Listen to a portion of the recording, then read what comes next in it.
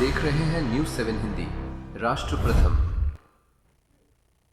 नमस्कार, मैं हूं प्रशस्ति तिवारी। आप देख रहे हैं न्यूज़ 7 हिंदी। रुक करेंगे उत्तर प्रदेश की कुछ खास खबरों की ओर। शुरुआत करते हैं जो अयोध्या के चर्चित राम मंदिर धन गबन मामले में पुलिस की जांच लगातार आगे बढ़ रही।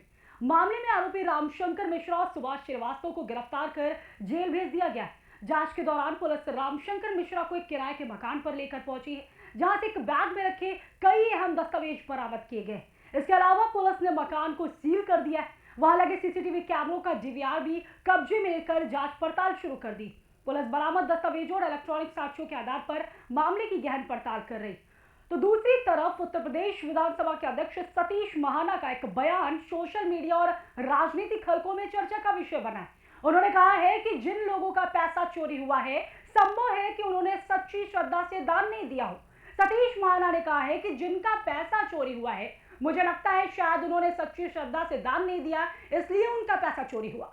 हमारा पैसा चोरी नहीं हुआ, हमारा पैसा मंदिर में लगा है। मंदिर का भव्य स्वरूप इस बात का प्रमाण है कि उनके इस बयान के बाद विभिन्न राजनीतिक और सामाजिक वर्गों में प्रतिक्रियाएं सामने आ रही।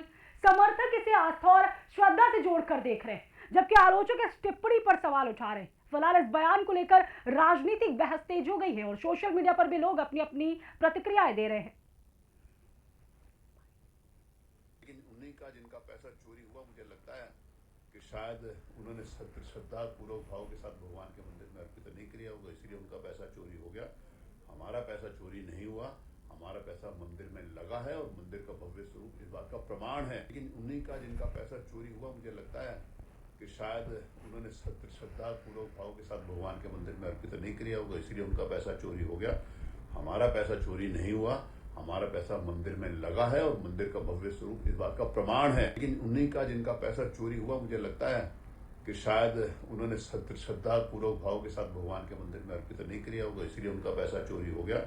हमारा पैसा चोरी नहीं हुआ, हमारा पैसा मंदिर में लगा है और मंदिर का भव्य स्वरूप इस बात का प्रमाण है। लेकिन उन्हीं का जिनका पैसा चोरी हुआ, मुझे लगता है कि शायद उन्होंने श्रद्धा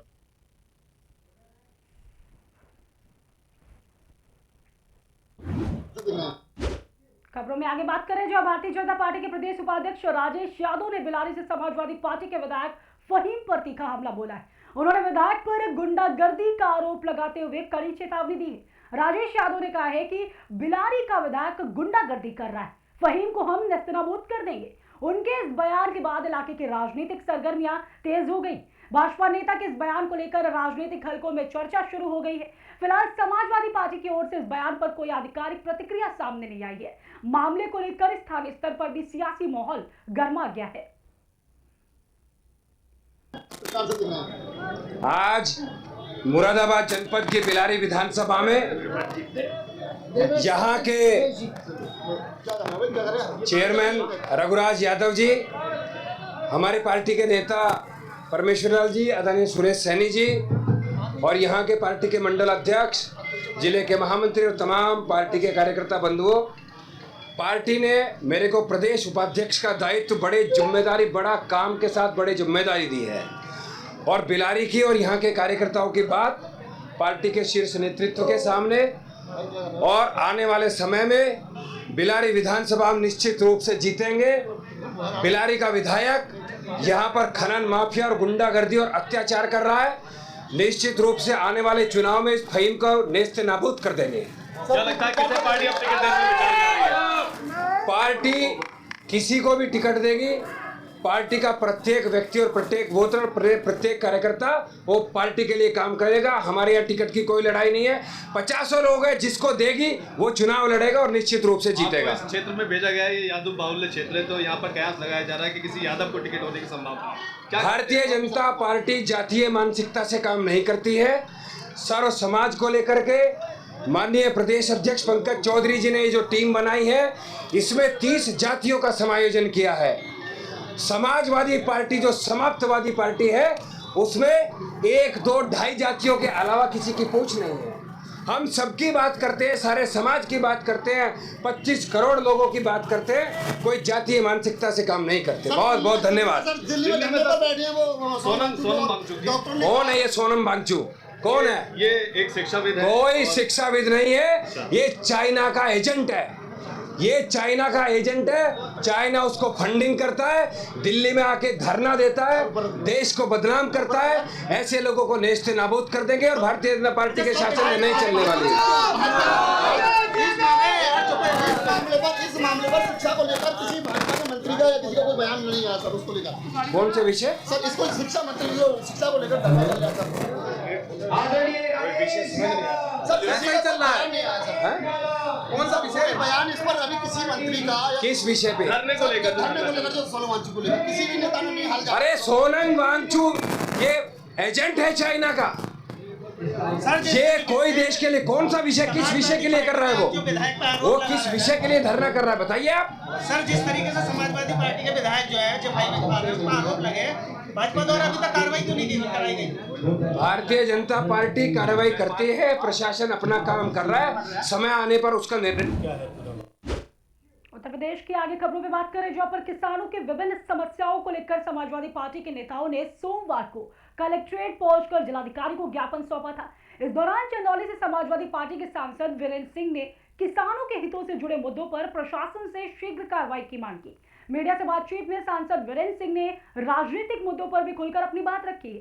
कांग्रेस नेता इमरान मसूद के बयान पर तंज कसते हुए उन्होंने कहा है कि समाजवादी पार्टी की रीढ़ मजबूत है, ये कभी नहीं झुकेगी, गठबंधन में फूट डालने की कोशिशें सफल नहीं होगी। सांसद ने आगे कहा कि आजम खान के साथ समाजवादी पार्टी हमेशा खड़ी रही और आगे भी खड़ी रहेगी। उन्होंने विपक्षी दलों पर गठबंधन को कमजोर करने की कोशिश करने का आरोप भी लगाया। किसानों के मुद्दों और राजनीतिक बयानबाजी को लेकर सपा सांसद के इस बयान के बाद जिले की सियासत में नई चर्चा शुरू हो गई है। चंदौली जनपद के गंभीर स्थिति को देखते हुए, क्योंकि मुख्य जो आय का साधन है वो किसानी है और मुख्य फसल धान की खेती है। आज किसान आकाश की तरफ देख रहा है, आकाश से एक बूंद पानी नहीं आ रहा है, लेकिन जो मेरे बस में है, जो प्रशासन के बस में है, हम वो भी काम नहीं कर पा रहे हैं। इसलिए हम प्रशासन को इस बात की चेतावनी देने के लिए आए हैं कि हम किसानों के मुद्दे पर किसी तरीके की कोताही और लापरवाही बर्दाश्त नहीं करेंगे। नहरों में पानी नहीं आ रहा है, बिजली व्यवस्था इतनी खराब हो गई है कि 24 घंटे में 24 बार ट्रिप कर जा रहा है, लो वोल्टेज की समस्या है, नलकूप क्षेत्रीय जो किसान के प्राइवेट हैं वो नहीं चल पा रहे हैं, कर्मनाशा नदी में पानी नहीं है, चंद्रप्रभा नदी के पानी को एकदम खोल दिया गया है और वहाँ पर भी कोई स्थिति ठीक नहीं है, वहाँ से भी पानी नहीं आ रहा है। हमारा नारायणपुर पंप कैनाल नहीं चलाए जा रहे हैं, हमारा भोपौली पंप कैनाल जो है नहीं चल रहे हैं, हमारे जितने भी गंगा नदी में पंप कैनाल है वो सब नहीं चलाए जा रहे हैं, जबकि गंगा नदी में पानी अब आ गया है, ऊंचा उठ गया है उसका स्तर। हमारे साधा सहकारी समितियों पर खाद नहीं है, किसानों का कोई पुरसा हाल नहीं है। भगवान की तरफ तो हम। अगली खबर की बात करें, जहां आगरा में राज्यसभा सांसद नवीन जैन के खिलाफ विरोध प्रदर्शन देखने को मिला है। वाल्मीकि समाज के आयोजित पंचायत में लोगों ने सांसद के पोस्टरों पर जूते चप्पल बरसाकर अपना विरोध जताया। प्रदर्शन के दौरान भाजपा के कार्यकर्ता ने सांसद पर अभद्र व्यवहार करने और जाति सूचक टिप्पणी करने का आरोप लगाया। इन आरोपों को लेकर पंचायत में मौजूद लोगों ने नाराजगी व्यक्त की और सांसद के खिलाफ कार्रवाई की मांग की। इस विरोध प्रदर्शन का एक वीडियो भी सोशल मीडिया पर तेजी से वायरल हो रहा है, जिसमें पोस्टरों पर जूते चप्पल बरसाते हुए प्रदर्शनकारी दिखाई दे रहे हैं। हालांकि इन आरोपों पर राज्यसभा सांसद नवीन जैन की ओर से अभी तक कोई आधिकारिक प्रतिक्रिया सामने नहीं आई है।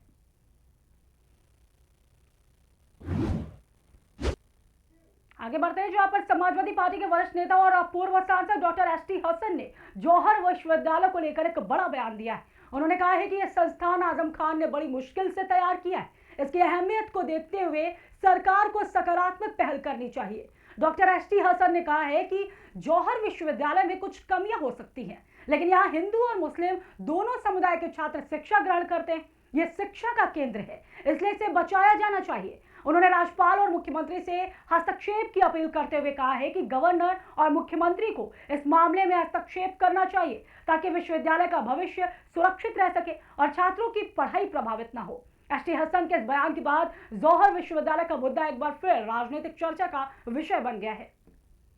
देखिए, एक शिक्षक संस्थान है, हो सकता है कोई गलतियाँ उसमें रही हों, लेकिन शिक्षक संस्थान बड़ी मुश्किल से बनाए जाते हैं।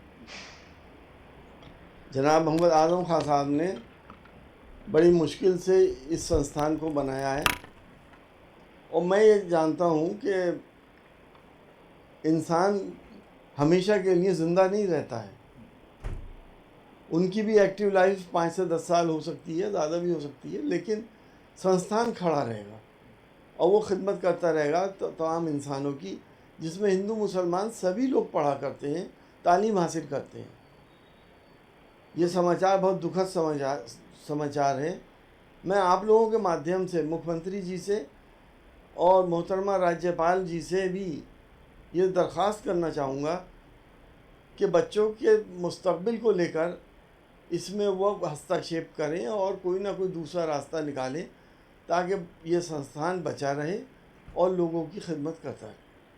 डॉक्टर साहब, जिस वक्त इस चीज़ का निर्माण हो रहा था तो आखिर क्यों परमिशन नहीं ली गई? अपने आप में ये भी कई सारे सवाल खड़े होते हैं, और लगातार आज़म खान के ऊपर जो है सरकार ने दुरुपयोग करने का भी आरोप लगा कि आज़म खान ने दुरुपयोग करा, जिसका परिणाम ये तमाम चीज़ें सामने आ रही है लोगों की। देखिए, अगर उस वक्त मैंने कहा ना कि कोई गलती हुई है तो कोई ना कोई समाधान ऐसा निकल आए कि शिक्षा का ये मंदिर बर्बाद ना हो। भी बहुत सारी वायरल हो रही हैं उसमें। देखिए, हम ये समझते हैं कि ये सब हरकतें जो मुसलमानों के खिलाफ हो रही हैं, इसका रिमोट हमारे दुश्मनों के हाथ में है, जो नहीं चाहते कि हमारे देश में शांति हो और हम तरक्की कर सकें और सुपर पावर बन सकें। सरकार को चाहिए ऐसे तमाम तत्वों को जो यहाँ की शांति भंग करना चाहते हैं, उनके डीपली उनकी इंक्वायरी हो और देखा जाए कि हमारे किस दुश्मन के हाथ में उनका रिमोट है, जिसके इशारे पर वो ये सब काम कर रहे हैं। देखिए, HERO हीरो।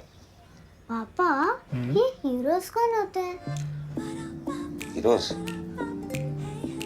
हीरोज हर जगह होते हैं, फिल्मों में, फिल्मों के बाहर भी। और ये हीरोज दिखते कैसे हैं? हीरोज सबसे अलग होते हैं, लेकिन अलग दिखते नहीं।